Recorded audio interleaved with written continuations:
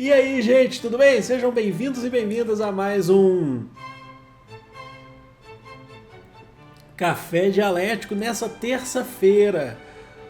Olha só, eu já tive ontem quando eu falei assim, eu quero voltar, gente, conversei com o Mozão, falei assim, tem um vlogzinho para falar para vocês, para gravar para vocês sobre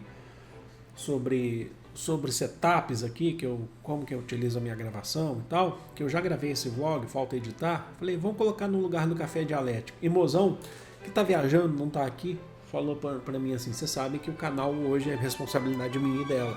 Falei assim, não, você começou, a gente voltou a gravar o Café Dialético, não pode faltar. Então faz o Café Dialético e tem o vlog também. Então é conteúdo a mais. E eu fiquei pensando, o que eu posso falar de tema, porque a gente já fez até um café dialético semana passada juntos, foi super bem aceito por vocês, falando de fim de ano, falando de Natal. Então o que eu vou fazer? Só que aí a gente teve uma notícia hoje, e eu vou até passar algumas coisas de redes sociais, lembrando que as minhas redes sociais ficam aqui na descrição e também no primeiro comentário, no comentário fixado, que já foi anunciado um novo ministro da Educação. Então eu vou falar um pouquinho, não vou ficar usando questões técnicas, mas vou falar um pouquinho de sentimento, porque o Café Dialético ele é amplo, ele é aberto para isso. Eu espero que vocês gostem dessa edição, dessa edição do Café. Porque é o que eu sou professor há 17 anos, 16, 17 anos. Fui professor durante muito tempo de sala de aula, apesar de não estar mais em sala de aula hoje. E é o que eu mais sei, na verdade, da vida é ser professor. Afinal de contas, a gente está aqui, a gente vive disso, né? Então eu até fiz um tweet. Meu tweet é bem bacana lá, segue lá, gente. Eu escrevi assim algumas questões. E aí eu quero até falar da participação do pessoal lá nesse tweet, porque foi escolhido um novo ministro da educação agora para os próximos anos de governo. Você sabe que a educação é uma crise de muito tempo, não é de agora, é de outros governos também, mas na última gestão a gente teve ministros que não eram tão ligados à educação assim, ou quando eram, utilizavam o seu próprio benefício, como é o caso do penúltimo ministro. Eu escrevi assim, ministro da Educação anunciado, Camilo Santana, eleito senador pelo PT do Ceará. Se eu não me engano é agrônomo, engenheiro, professor, deve ser professor universitário, procurei mais, ex-governador do estado do Ceará, né? O que nós, professores, esperamos há anos. Um ministro que entenda as demandas e necessidades não apenas da educação superior, porque às vezes a gente fala só em educação superior e não fala da educação básica, mas principalmente da educação básica, que é a base, logicamente. Comunidade escolar, então não é só para professor, a gente está falando de todo mundo que está envolvido diretamente na comunidade escolar, incluindo estudantes, logicamente, e as famílias dos estudantes, a sociedade como um todo, é tudo e é preciso compreendê-la. E aí vieram me perguntar, professor, mas o que você acha do Camilo Santana? E eu pouco sabia, pouco sei, na verdade, de Camilo Santana, mas quem vive no Ceará, se vocês podem deixar os comentários aqui, quem é do Ceará, que viveu ou como estudante ou como professor da educação do Ceará, pode nos dizer com muito mais tranquilidade. E aí eu tenho até alguns comentários aqui para tratar e aí eu vou falar para vocês aqui, por exemplo, deixa eu ver aqui,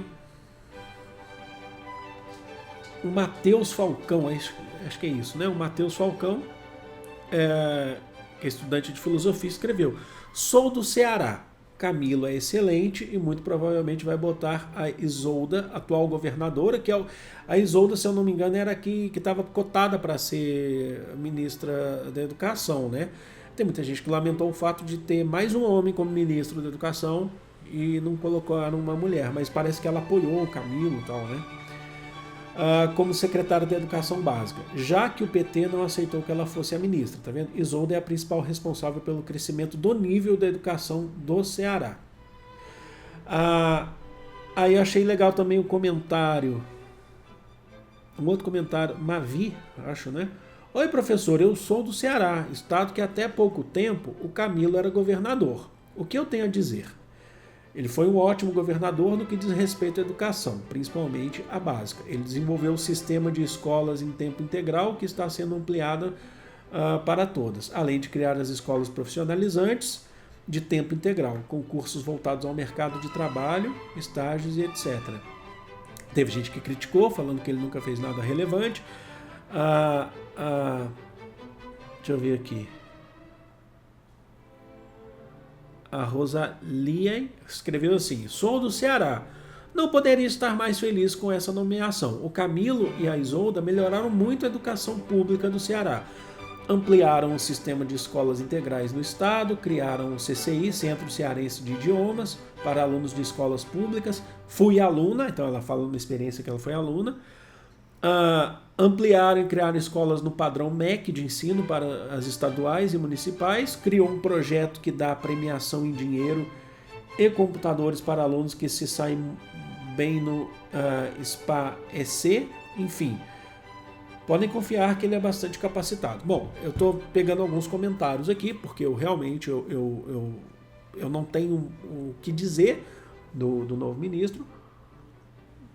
Na verdade, o que eu tenho a dizer é o que eu espero de um novo ministro da Educação. Aí eu quero entrar numa questão mais sentimental, pessoal, que é um outro ponto aqui.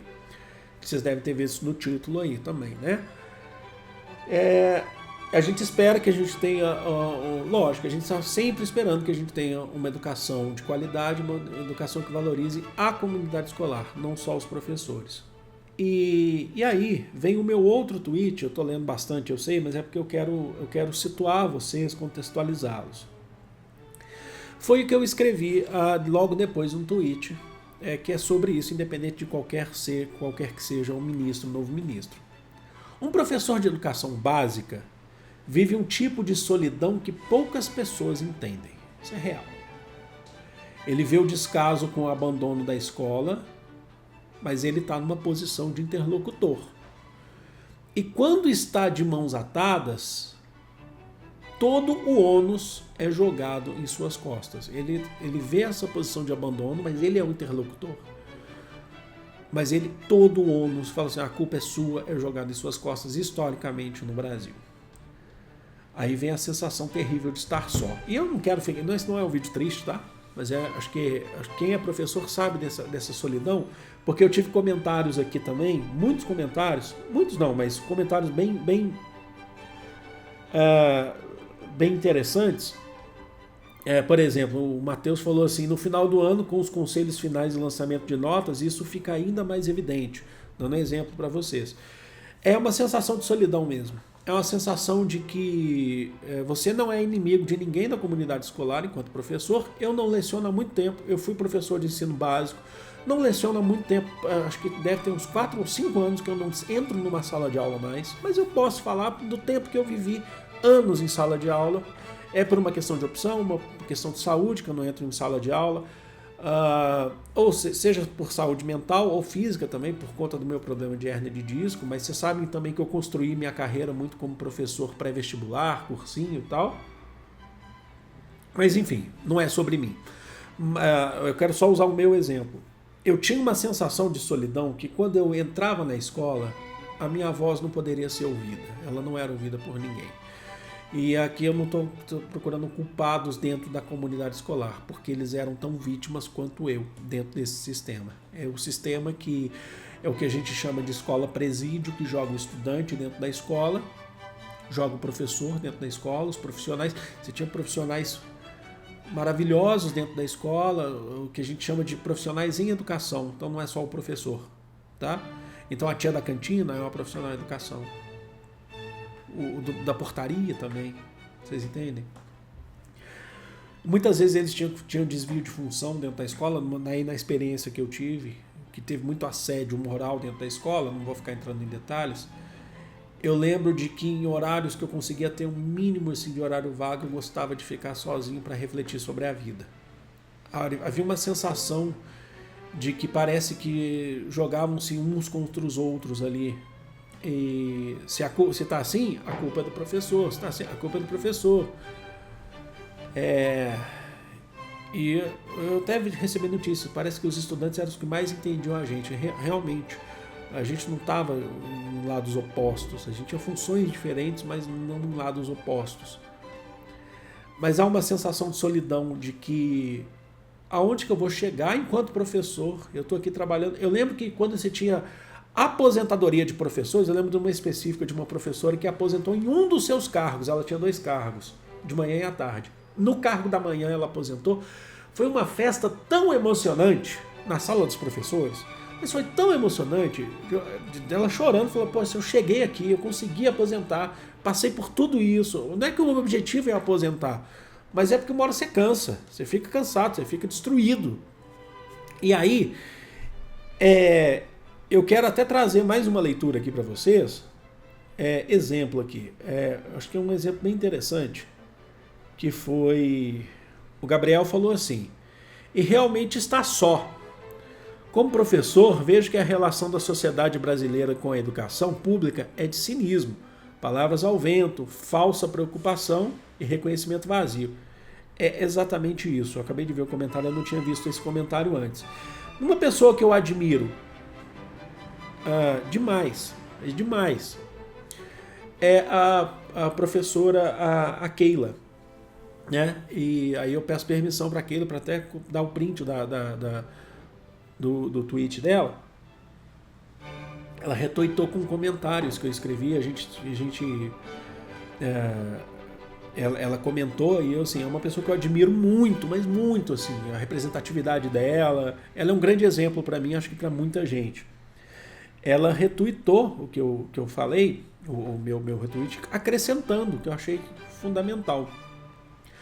Aqui adiciono uma outra forma de solidão, que é a de estar no lugar de quem denuncia a conveniência da instituição e ou de colegas com várias formas de violência. O professor, quando ele denuncia a conveniência da própria instituição, escola, Estado, com várias formas de violência. Parece que a escola era perfeita antes de você chegar e só depois da sua chegada que surgiram casos de racismo e sexismo. O professor, quando ele denuncia, fala, mas você chegou aqui, sabe quando o professor é nomeado e ele começa a denunciar várias coisas, ele entra na escola, ele troca de escola, ele fala, mas aqui era tão bom antes sem você, e agora você está denunciando tudo isso, sabe? É como se antes parecia que ninguém denunciava. E não estou falando que o professor é o herói da parada, não é isso. Mas quando você tem um professor com consciência de classes, de categoria e de classe, e começa a denunciar, é muito importante. Ela acrescenta ainda, achei muito importante, da perspectiva de quem faz essas denúncias, o descaso tem outras camadas, e uma das mais profundas. Nós não estamos de mãos atadas porque tem muito o que fazer e a gente até sabe como, mas quem se atreve não tem a certeza de conseguir colocar comida na mesa no mês seguinte. É exatamente isso. Então, o novo ministro da Educação, ou a nova ministra da Educação, nesse caso, então, foi anunciado o novo ministro, mas e a sua equipe? É claro que sozinhos não resolvem, mas é preciso olhar para a educação com o olhar de que nada da educação, nada da comunidade escolar é inimiga.